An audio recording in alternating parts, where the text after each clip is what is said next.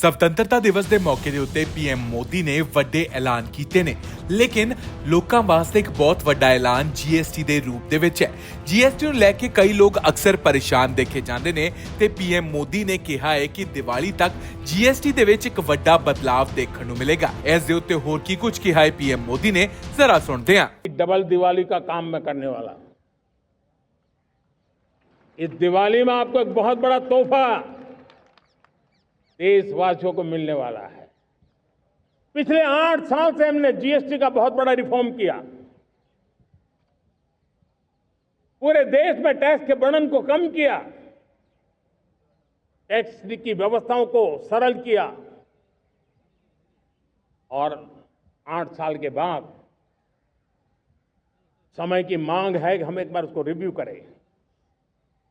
हमने एक high power committee को बिठा करके रिव्यू शुरू किया, राज्यों से भी विचार विमर्श किया और मेरे प्यारे देशवासियों, हम नेक्स्ट जनरेशन जीएसटी रिफॉर्म्स लेकर के आ रहे हैं।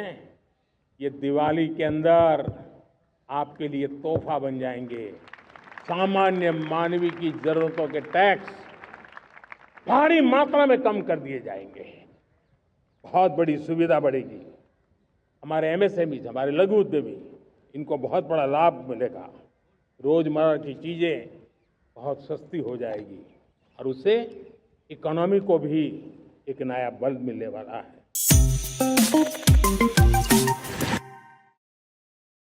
स्वतंत्रता ਦਿਵਸ ਦੇ ਮੌਕੇ ਦੇ ਉੱਤੇ ਪੀਐਮ ਮੋਦੀ ਨੇ ਵੱਡੇ ਐਲਾਨ ਕੀਤੇ ਨੇ ਲੇਕਿਨ ਲੋਕਾਂ ਵਾਸਤੇ ਇੱਕ ਬਹੁਤ ਵੱਡਾ ਐਲਾਨ ਜੀਐਸਟੀ ਦੇ ਰੂਪ ਦੇ ਵਿੱਚ ਹੈ।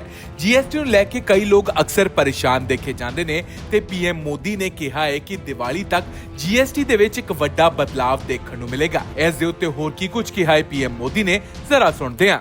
डबल दिवाली का काम मैं करने वाला हूं।